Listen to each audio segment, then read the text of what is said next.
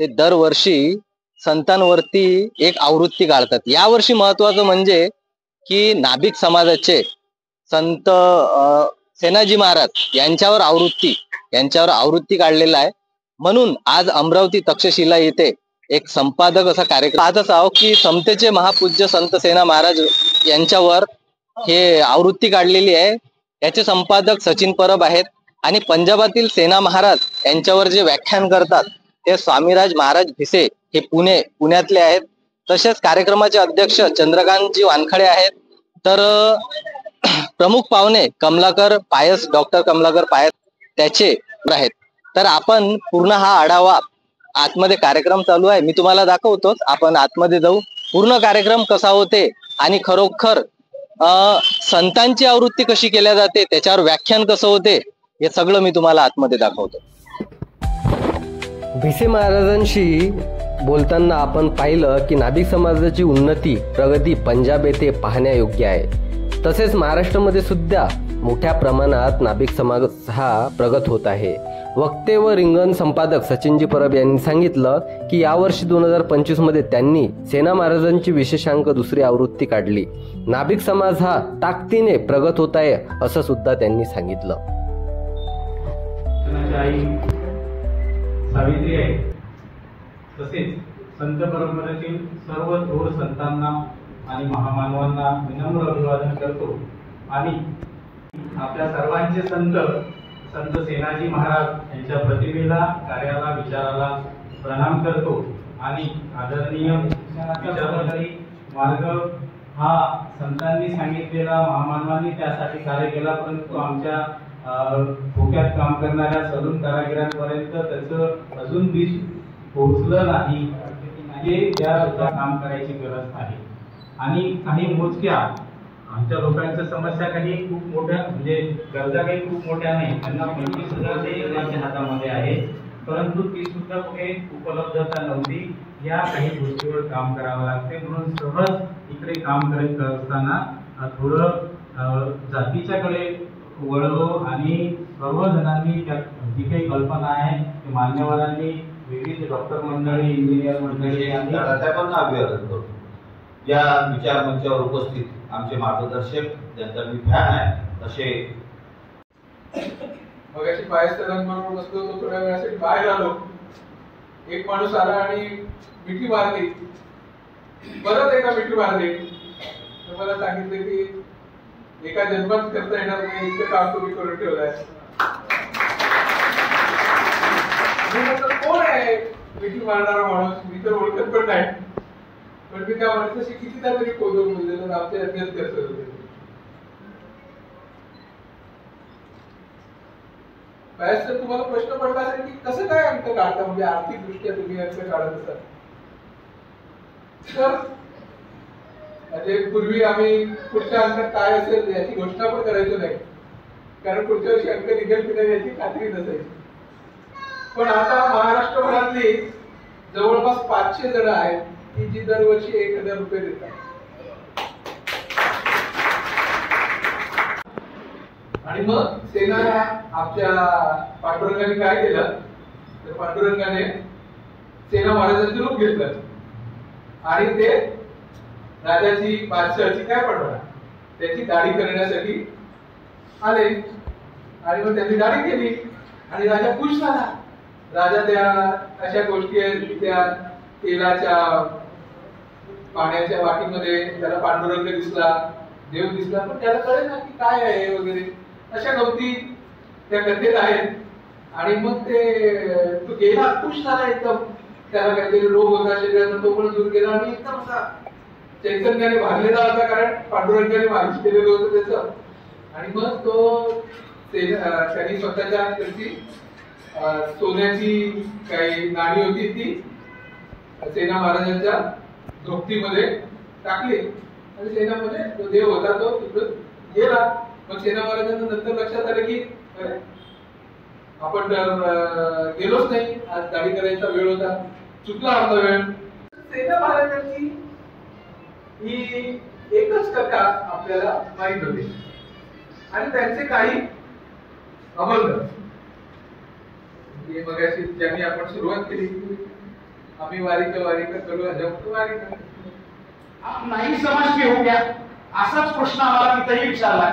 पण दादांना जे प्रस्तावनेतलं उत्तर दिलंय ते खूप सुंदर आहे. दादा असं म्हणतो की ज्या वर्षी आम्ही ज्या संतांवरती अंक करतो आम्ही त्या वर्षी त्या जातीचे असतो. त्या वर्षी आमची जात किती असते. आणि म्हणून आज सेना महाराजांचा पंजाबातला शोध घेत असताना आम्ही न्हावी म्हणून घेतलेला शोध आहे. पंजाबमध्ये ज्यावेळी पोहोचलो त्यावेळी पंजाब मधला आणि महाराष्ट्रातला जो महत्वपूर्ण फरक आहे तो अगदी तिथं पहिल्यांदा रिक्षा केल्यानंतर समजलाय. रिक्षावाल्याला मी विचारलं होतं, त्यांना आम्हाला विचार का से आए हो, अरे पंढरपूर. कारण पंजाबी लोकांना पंढरपूर माहित नाही असं कधीही होत नाही. मी म्हणालो पंढरपूर वरून आलो. त्यावेळी तो म्हणाला अरे हमारे नामदेव जी के गाव से आए हो. इथून त्याने सुरुवात केली. मला प्रचंड आनंद आला की तिथंच रिक्षा चालवणाऱ्या माणसाला नामदेव माहिती आहे. तो म्हणाला हमारे नामदेव जी के गाव से आए हो. आणि मग त्याने सांगायला सुरुवात केली क्यों आए हो. म्हणून म्हणाला सेना महाराजांचा शोध घ्यायला आलो. अर्थात खरं तर सेना महाराज हे नाव त्याला माहितच नव्हतं. मी म्हणालो अरे गुरु ग्रंथ साहेबांमध्ये त्यांचं अशा अशा पद्धतीने एक पद आहे.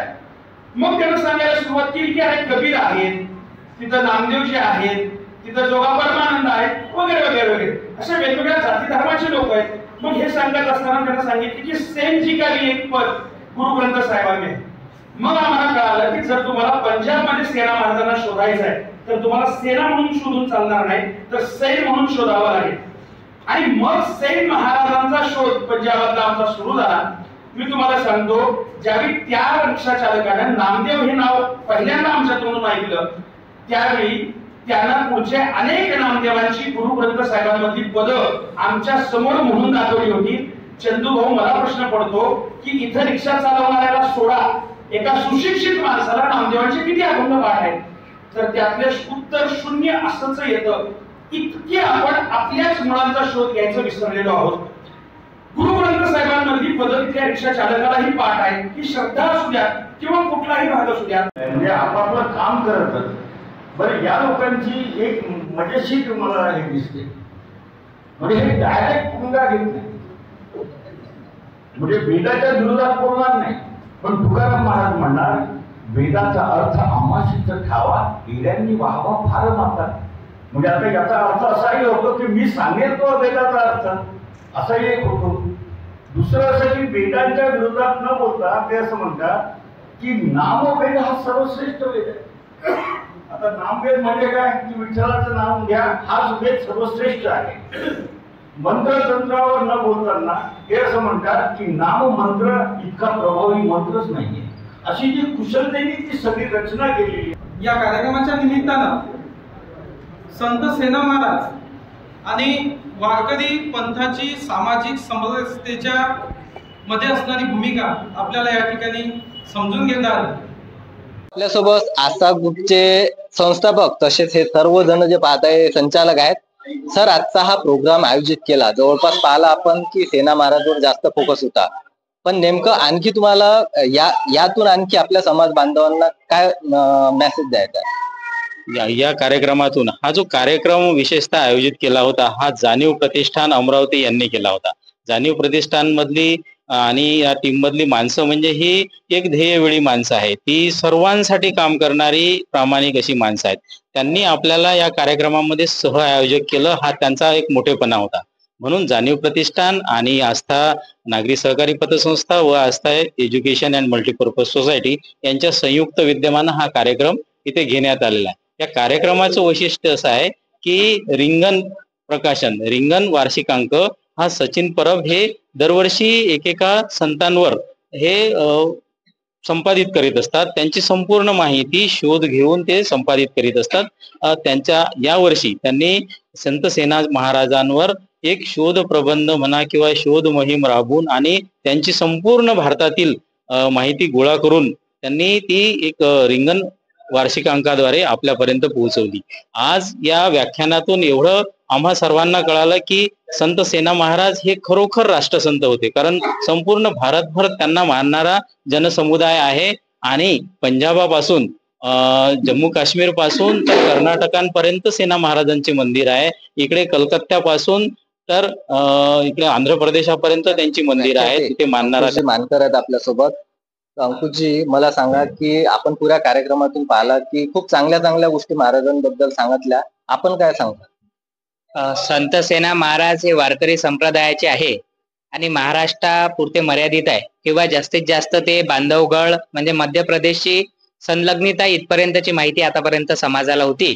पण आजच्या या रिंगण प्रकाशनाच्या माध्यमातून खऱ्या अर्थानं संत सेना महाराज जगभरामध्ये आहे किंवा देशभरामध्ये आहे हे सगळं आम्हाला पाहायला भेटलं. म्हणजे महाराष्ट्रापेक्षाही जास्त कीर्ती त्यांची पंजाबमध्ये आहे, चेन्नईमध्ये पाहायला मिळतात. एवढंच नाही तर आत्ताचं पाकिस्तान आणि त्या पाकिस्तानासोबत सुद्धा संत सेना महाराजांनी त्या ठिकाणी केलेले कार्य आज हे आपल्याला पाहायला मिळते. म्हणजे तेव्हाच्या भारतामध्ये असलेला जो पाकिस्तानचा भाग आहे त्यामध्ये सुद्धा संत सेना महाराज पोहोचलेले होते. इतकं मोठी माहिती आज आपल्याला पाहायला मिळाली. आणि महत्वाचं म्हणजे गुरु गोविंद साहेबा जो ग्रंथ आहे त्या ग्रंथामध्ये सुद्धा संत सेना महाराजांचा अभंग आहे. हे आतापर्यंत बऱ्याच लोकांना माहिती नव्हतं, पण आज या रिंगणच्या माध्यमातून स्वामी महाराज भिसे यांनी या ठिकाणी सांगितलं की त्यामध्ये सुद्धा आपल्याला संत सेना महाराजांचे अभंग पाहायला मिळतात. म्हणजे शीख लोकांचा जो सगळ्यात मोठा ग्रंथ आहे त्या ग्रंथामध्ये सुद्धा संत सेना महाराजांचं तत्वज्ञान आहे. म्हणजे संत सेना महाराजांचं जे एकंदरीत अभ्यास किंवा संत साहित्य हे किती मोठं आहे हे आज या रिंगणच्या माध्यमातून आपल्याला पाहायला मिळालं. त्यासाठी रिंगणचे जे संपादक आहेत सचिनजी परब यांच्या माध्यमातून खऱ्या अर्थानं नाभिक समाजाला संत सेना महाराज कळेल त्यासाठी खऱ्या अर्थानं आजच्या या कार्यक्रमाचं आयोजन होतं. सगळ्या लोकांनी रिंगण हे वाचलं पाहिजे, ते घेतलं पाहिजे आणि त्यामागून संत सेना महाराज समजून घेतले पाहिजे असं आव्हान सुद्धा आस्थाच्या ग्रुपच्या वतीने आम्ही करणार आहे. सोबतच किरणजी शेलेकर जे आस्थाचे आपले संचालक आहे आस्था ग्रुपचे. किरणजी, समाजातला जो यंग वर्ग आहे म्हणजे आपण जो म्हणतो आपण दुसऱ्या समाजाला पाहतो की यांचं जे संघटन किती मजबूत आहे, आपल्या म्हणजे नाभिक समाजातलं संघटन आपल्याला वाटते का आतापर्यंत किती मजबूत आहे आणि पुढे कसं व्हायला पाहिजे?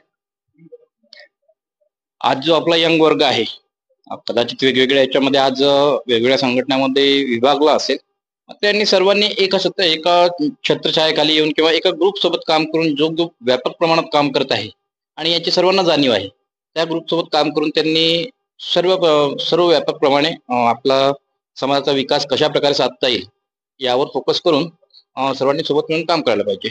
सोबतच आस्था ग्रुप सारखा आज अंजनकर सरांच्या माध्यमातून आस्था ग्रुप फक्त नुसतं नाभिक समाजापुरताच वर्किंग काम करत नसून संपूर्ण इतर बाहेरच्या समाजामध्ये सुद्धा नाभिक समाजाचं अस्तित्व हे इतर समाजांना सांगण्यासाठी जे आज मोठं व्यासपीठ जे या माध्यमातून आपल्याला उपलब्ध झालं हे खरंच एक उल्लेखनीय कार्य आज आस्था ग्रुपच्या माध्यमातून आपल्याला दिसून येते. याच प्रकारे सर्व समाज वर्गामधील आपले जे बुद्धिजीवी लोक आहेत किंवा आपले सर्व लोकांनी एक या चळवळीला कुठेतरी एक आणखी एक पूरक असं स्थान देऊन हे कार्य निरंतर असं सुरू ठेवावं अशाच प्रकारे मी सध्या सर्व युवकांना आवाहन करेल. सोबतच चेतनजी कानेकर आहेत जे आस्था ग्रुप संचालक आहेत. चेतनजी, तुम्ही युवक मध्ये आणि महामंडळामध्ये पण काम केलेलं आहे, तर नेमकं समाजाबद्दल तुम्हाला काय सांगत आहे? नाही, आपणही सकाळी ज्याप्रमाणे आव्हान लोकांना केलं होतं आपल्या बांधवांनी त्या आव्हानाला प्रतिसाद देत बऱ्यापैकी कार्यक्रमाला उपस्थिती लावली आणि तेव्हाचे संत सेना महाराज आणि आताचे समजलेले संत सेना महाराज यामुळे नक्कीच आणि आपल्याही माध्यमातून हे प्रत्येक लोकांपर्यंत पोहोचेल असे मी आपले सुद्धा या ठिकाणी आभार मानतो. मी या ठिकाणी आव्हान करतो, माझ्या समाज बांधवांना आव्हान करतो, मराठी 24 तास हे चॅनल आहे आपल्या बांधवांचं आहे, त्यामुळे याला सबस्क्राईब करा, शेअर करा, लाईक करा. कारण की जोपर्यंत आपण आपल्या माणसाला मोठं करणार नाही तोपर्यंत नक्कीच आपण कुठेतरी मोठे होणार नाही. म्हणून मी सर्वांना आवाहन करतो या ठिकाणी आपल्याला सुद्धा लाईक केलं पाहिजे, शेअर केलं पाहिजे.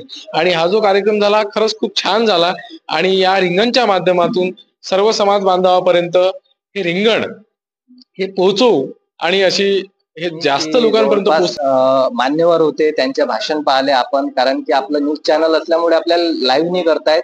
जवळपास सगळ्यांच्या प्रतिक्रिया घेतल्या, त्यांनी कशा प्रकारे नाभिक समाजाची उन्नती आणि प्रगती कशी होईल आणि संघटन कसं मजबूत राहील त्यांनी आपण सांगितलं.